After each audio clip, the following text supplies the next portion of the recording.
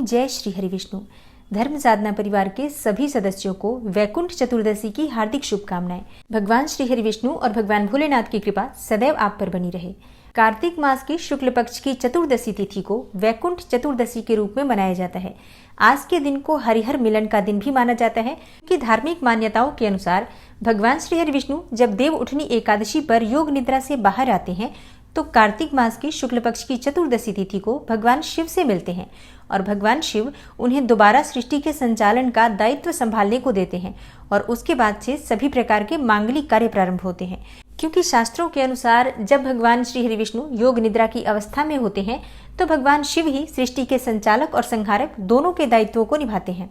तो आज के दिन भगवान श्री हरि विष्णु और भगवान शिव के मिलन का दिन होता है, इसलिए कार्तिक मास की शुक्ल पक्ष की चतुर्दशी तिथि को हरिहर मिलन का दिन माना जाता है। शास्त्रों के अनुसार आज के दिन भगवान श्री हरि विष्णु वैकुंठ के द्वार खोल देते हैं और जो भी भक्त आज के दिन भगवान श्री हरि विष्णु की आराधना करते हैं उन्हें वैकुंठ लोक की प्राप्ति होती है और भगवान भोलेनाथ की पूजा आराधना करने से समस्त प्रकार के पाप कर्मों से मुक्ति मिलती है। इसलिए सनातन धर्म में कार्तिक मास की वैकुंठ चतुर्दशी का बहुत अधिक महत्व माना गया है। तो आज की वीडियो में आप जानेंगे कि कार्तिक मास की शुक्ल पक्ष की चतुर्दशी तिथि कब प्रारंभ हो रही है, कब समाप्त हो रही है, वैकुंठ चतुर्दशी कब है और आज के दिन पूजा का शुभ मुहूर्त क्या होगा, भगवान श्री हरि विष्णु और भगवान भोलेनाथ की पूजा की विधि क्या होती है और इसके अलावा अगर आप वैकुंठ चतुर्दशी का व्रत धारण करना चाहते हैं तो वैकुंठ चतुर्दशी का व्रत धारण करने के नियम क्या होते हैं और पूजा विधि क्या होती है। आज के दिन दीपदान का विशेष महत्व होता है, तो दीपदान कब और कहाँ करना चाहिए, मतलब वैकुंठ चतुर्दशी से संबंधित संपूर्ण जानकारी आपको आज की वीडियो में मिलने वाली है। तो वीडियो को पूरा जरूर देखिए और अगर आपको आज की वीडियो अच्छी लगे तो इसे लाइक भी जरूर कीजिए, क्योंकि आपके लाइक्स, आपके कमेंट्स मेरे लिए बहुत महत्वपूर्ण होते हैं। ये एकमात्र जरिया है जिनसे मुझे पता चलता है कि आपको ये वीडियो अच्छी लगती है और आपके लिए ये वीडियो उपयोगी है। तो अगर वीडियो अच्छी लगती है तो लाइक तो जरूर ही किया करें। इसके साथ ही कमेंट बॉक्स में माता रानी के नाम का जयकारा भी जरूर लगाएं, इससे आपको सकारात्मक ऊर्जा की प्राप्ति होती है। और अगर आपका कोई भी सुझाव हो, कोई भी प्रश्न हो या कोई विशेष वीडियो देखना चाहते हैं तो उसके लिए भी आप कमेंट बॉक्स में जरूर लिखें। चैनल पर पहली बार आए हैं, अगर अभी तक आपने चैनल को सब्सक्राइब नहीं किया है तो आज की वीडियो अगर आपको अच्छी लगे तो चैनल को सब्सक्राइब जरूर कर लीजिए और बेल बटन को भी प्रेस कर लीजिए। तो इससे ये होगा कि इस चैनल पर जो नई वीडियो अपलोड होंगी उनकी नोटिफिकेशन आपको सही समय पर प्राप्त होगी। तो बात करते हैं वैकुंठ चतुर्दशी के बारे में कि चतुर्दशी की तिथि कब प्रारंभ हो रही है, कब समाप्त हो रही है और अगर आप चतुर्दशी के दिन व्रत धारण करना चाहते हैं तो व्रत आपको कब रखना है। देखिए, चतुर्दशी तिथि प्रारंभ हो जाएगी 6 नवंबर की शाम को, मतलब रविवार की शाम को 4:28 पर और समाप्त होगी 7 नवंबर को शाम को 4:15 पर। तो ऐसे में अगर आप सूर्योदय कालीन तिथि के अनुसार देखें तो 7 नवंबर को चतुर्दशी तिथि होगी, लेकिन क्योंकि वैकुंठ चतुर्दशी में निशीत काल की पूजा का विशेष महत्व होता है, मतलब अर्धरात्रि की जो पूजा होती है वो विशेष रूप से महत्वपूर्ण होती है।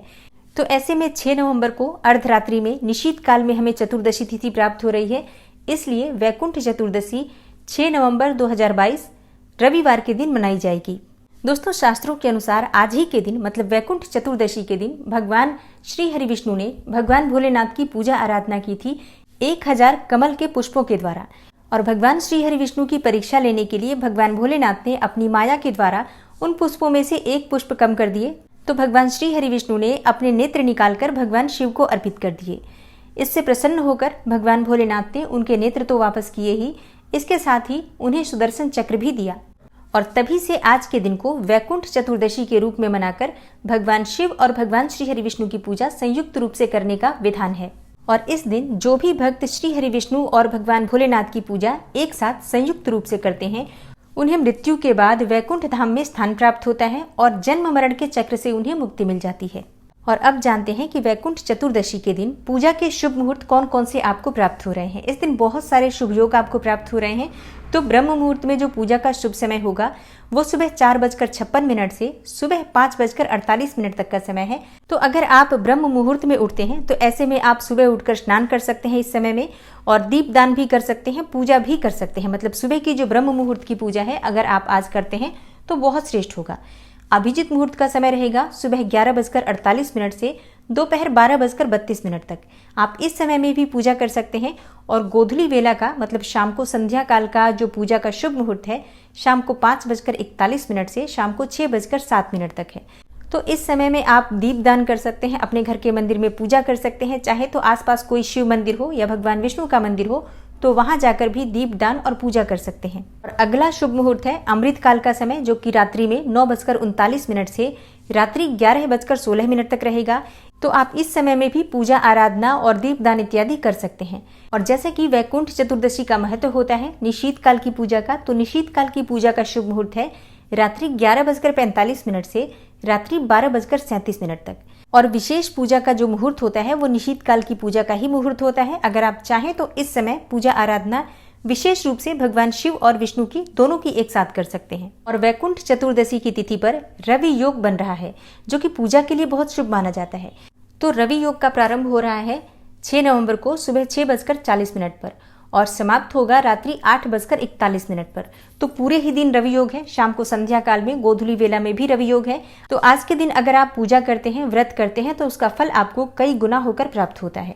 और अब जानते हैं कि आज के दिन की पूजा विधि क्या होती है। तो देखिए, वैकुंठ चतुर्दशी के दिन सूर्योदय से पहले उठना चाहिए, चाहे तो ब्रह्म मुहूर्त में उठ जाइए और स्नान इत्यादि करने के बाद साफ स्वच्छ वस्त्र धारण करें। उसके बाद से व्रत और पूजा का संकल्प ले लीजिए। अपने घर के मंदिर में भगवान श्री हरि विष्णु के सामने, भगवान भोलेनाथ के सामने शुद्ध घी का दीपक प्रज्वलित करके विधि विधान से दोनों की पूजा आराधना कीजिए। और हाँ, सूर्यदेव को जल जरूर अर्पित कीजिए।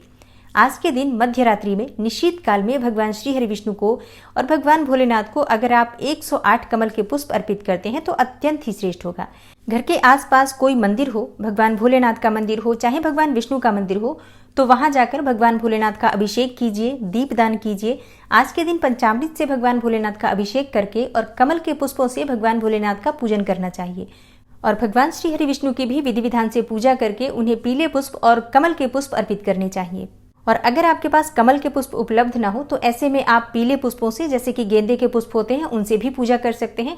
गुलाब के पुष्प भी अर्पित कर सकते हैं। तो अपनी सुविधा के अनुसार जो भी पुष्प आपके पास उपलब्ध हो और बिल्व पत्र इत्यादि से भगवान शिव की पूजा आराधना कीजिए। और कई भक्त वैकुंठ चतुर्दशी का व्रत धारण करते हैं, या अगर आप मासिक शिवरात्रि का व्रत करते हैं तो मासिक शिवरात्रि का व्रत भी आज ही है। तो जो भक्त वैकुंठ चतुर्दशी का व्रत करते हैं या मासिक शिवरात्रि का व्रत करते हैं, उन्हें सुबह पूजा करते समय अपने व्रत का संकल्प लेना चाहिए। उसके बाद भगवान भोलेनाथ और भगवान श्री हरि विष्णु की पूजा आराधना करनी चाहिए। और उसके बाद पूरे दिन आप व्रत धारण करते हैं, फलाहार के द्वारा आप व्रत कर सकते हैं। बहुत से भक्त निर्जल भी ये व्रत करते हैं। तो जिस भी प्रकार से आपने ये व्रत शुरू किया है, आप इस व्रत को संपूर्ण कीजिए।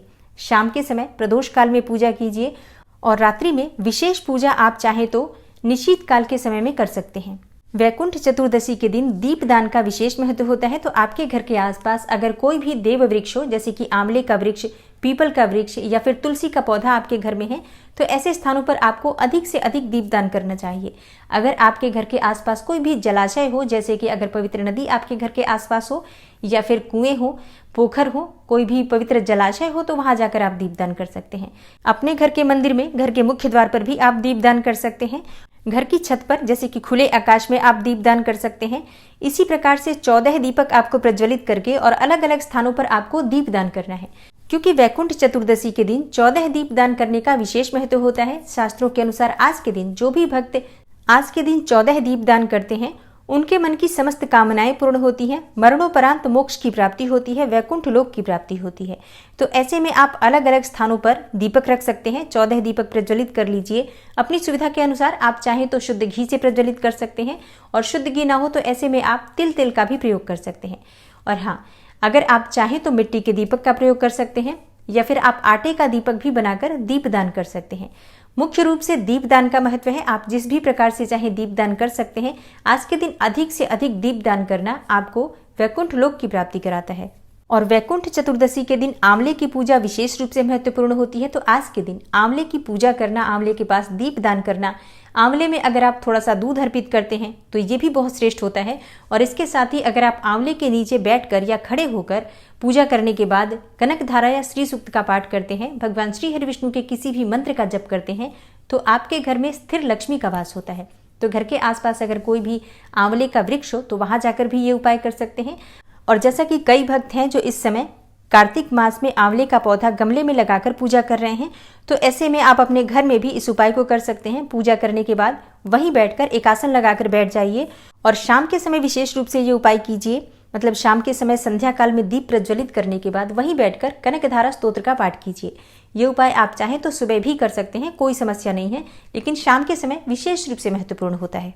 और बात करें कि जो लोग व्रत कर रहे हैं उन्हें व्रत कब खोलना चाहिए, तो देखिए, अगर आप वैकुंठ चतुर्दशी का व्रत करते हैं तो आपको व्रत का पारण अगले दिन करना चाहिए, मतलब शाम की पूजा आप कर लीजिए।